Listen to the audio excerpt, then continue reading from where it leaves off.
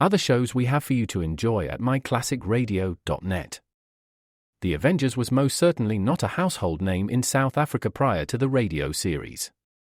With no national television service until 1976, the mechanism simply was not present in the country to show television programs to mass audiences.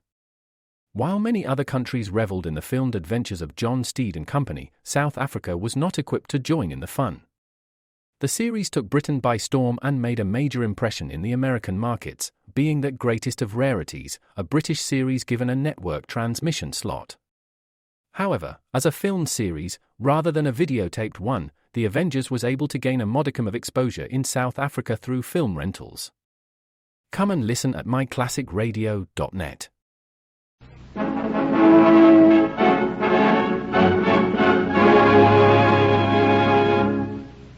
Afloat with Henry Morgan.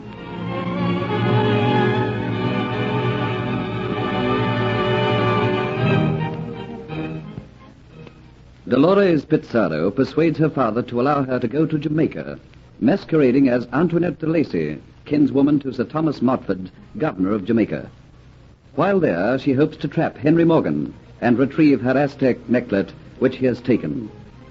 Sir Thomas, not knowing that the ship in which his kinswoman was sailing has been taken by the Spanish, sends Morgan out to escort it back to Port Royal.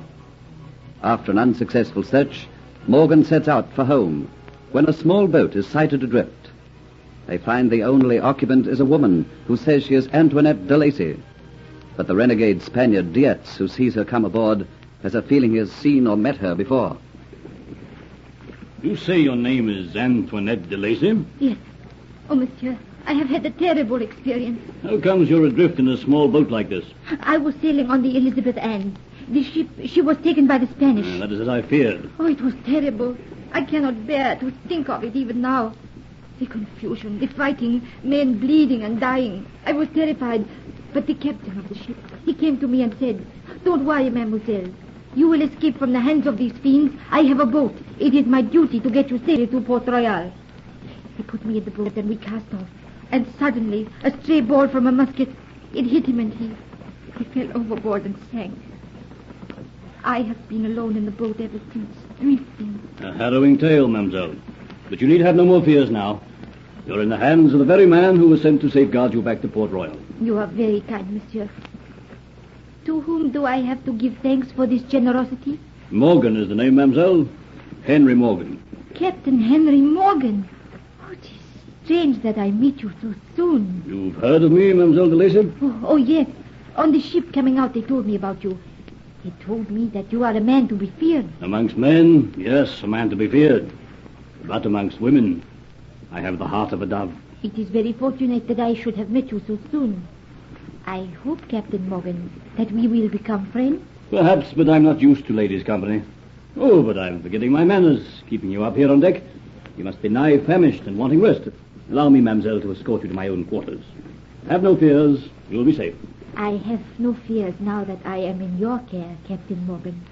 And on the outskirts of the crowd, Dietz's black eyes are clouded in wonder as he probes and tries to capture that strange recognition. How could I know her? She has never been in this part of the world. Yet seen her before, I'm sure I have. As Morgan takes Dolores to his quarters, voices are raised as they comment on her story, and comment even more on the woman herself. Oh, a beauty if ever there was one. But not for the likes of us, eh? No, but seeing her reminds one that Kitty is back in Port Royal, doesn't it? Don't speak of her in the Atz's here unless you want a knife in your ribs. You talk not about Kitty. Remember, she is for me and me only. And for the rest of the Caribbean buccaneers. You shut your mouth or else I slit your throat. You don't scare us now, dear. Your place beside Captain Morgan has been taken by somebody else. You are one of us now. But not for long, you'll see. That's not the only place he's lost. I reckon Kitty's eyes are looking past him, Neil. I was last to leave the Dolphin Tavern that night. Yes, it was a pity you was knocked unconscious. It was an education to see Kitty go to work on young Hunter. What do you mean? Tell me what happened before I strangle you. You fellas make him let go my throat. Avast there, you swine! You men get about your work. Under the roar of Morgan's voice and at his sudden and unexpected appearance, the men melt away like snow before the sun. Diaz to his quiet corner where he can revel in his self-pity, his hate for Hunter, and to give way to his new jealousy as to what happened between Kitty and Hunter while he lay unconscious. Vicious, cruel, treacherous thoughts fill his mind. He will die. Oh, not quickly. No, I will find a way to kill him slowly, treacherously, and have him know that I am killing him. Have him scream for sudden death. And then I'll make it slower still. While Diaz feeds and nourishes his hate, the sun sinks lower and the breeze holds well, and Jamaica looms up as though out of the very sea. On deck, Geoffrey Hunter watches the approaching land, but doesn't see it. His mind is in another island set in the North Sea. He is unconscious of the fact that Dolores has come up on deck and is standing beside him. That is Jamaica ahead, is it not? My apologies, mademoiselle. I didn't hear you approach. I was thinking of something else. Are you rested and more happy in your mind now? Oh, but yes. I have been very lucky when I think of what my fate might have been. Oh, it doesn't bear thinking on. Let us talk of more pleasant things. You are, of course, one of Captain Morgan's friends, else you would not be up here on the poop. I think I am a trusted member of his crew. A seaman life must be so very exciting. Yes. Suppose it must be. Tell me about Port Royal, Jamaica. Remember, I have never been there. What is it like? I don't know very much about it. Sir, are you trying to be rude to me? Mademoiselle, please no, I can't explain why my manner seems so abrupt. You must just believe me when I say I know nothing of Jamaica or Port Royal. I know nothing of a life at sea. And yet you are a trusted servant of Captain Morgan? Oh, come, monsieur. You can talk to me. From what I have seen of the other members of the crew, you seem different. You are a man of breeding. I am just an ordinary man. The same as anyone else aboard the ship, Mademoiselle de Lacy. I am going to be a stranger in a strange island. I feel that perhaps out of all the men aboard the ship, I could make you my friend. Especially as you are a close associate of Captain Morgan, who tells me he is a great friend of my kinsman, Sir Thomas Motford. You will find plenty of friends in Port Royal, Mademoiselle, without looking for them in the ranks of buccaneers. You say that so bitterly. Is this not a life of your own choosing? Who in this world has a life of their own choosing? I have come to you speaking quite friendly because I am grateful that this lovely ship saved me from a possibly watery grave, and you are rude to me. I am not rude, Mademoiselle. I'm a realist. You are a kinswoman of the governor of Jamaica, Sir Thomas Motford. You will become his hostess. I am a buccaneer, and I'm a man whose mind is full of memories. Piqued at this man's strange and unaccountable behavior, Dolores moves from his side. But already in the short time she's been aboard the Flying Gull, she has gathered that Geoffrey Hunter is a man that Morgan trusts implicitly, and therefore is a man whose confidence she must win. Pretending to watch the approaching island, she slyly watches him from out of the corner of her eye, and soon knows that he is watching her in the same manner. But outward appearances are deceptive. She cannot read what is in his mind. Elegance, breeding, class. She has them all. Everything that I once knew and took for granted. All gone from me, never to be recalled. Those men down there on the waist of the ship, beasts, treacherous beasts. They are my kind from now on. Why must this Antoinette de Lacy come to remind me of things I must not remember? Not knowing what he is thinking, Dolores takes Geoffrey's sly interest as an invitation and moves once more to his side, but Geoffrey gives no indication that he realizes it.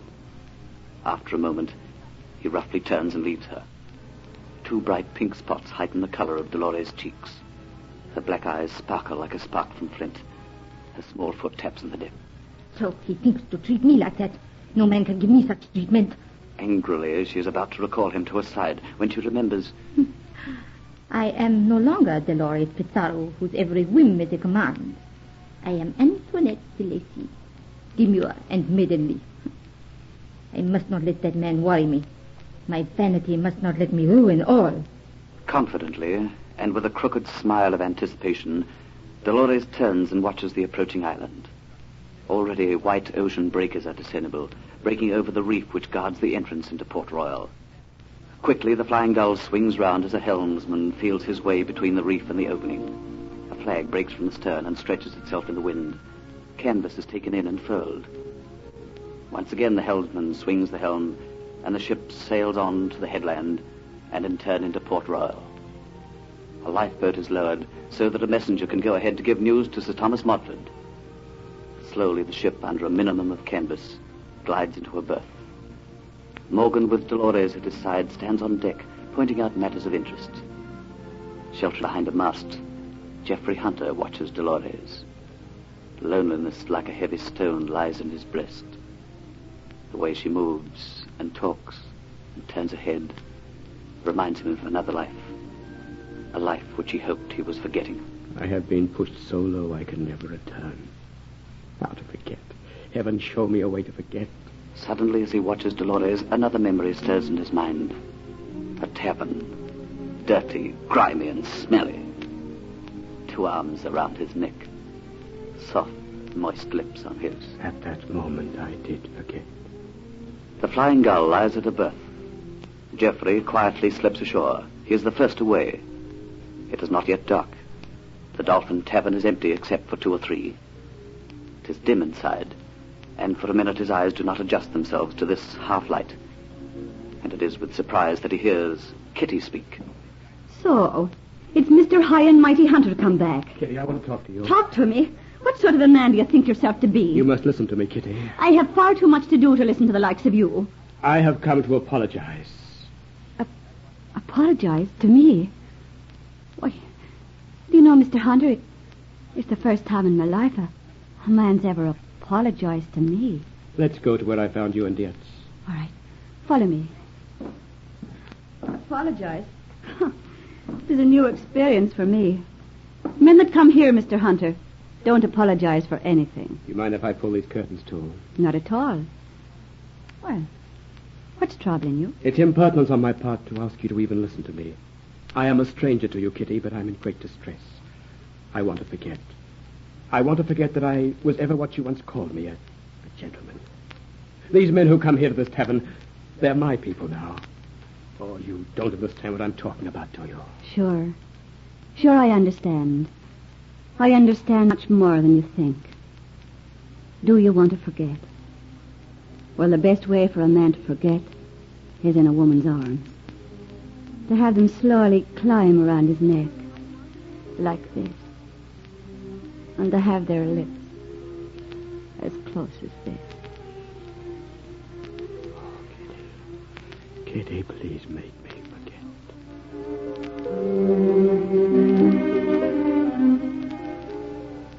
Has Kitty forgotten the vow she made against this man? That will be revealed in the next episode of Afloat with Henry Morgan.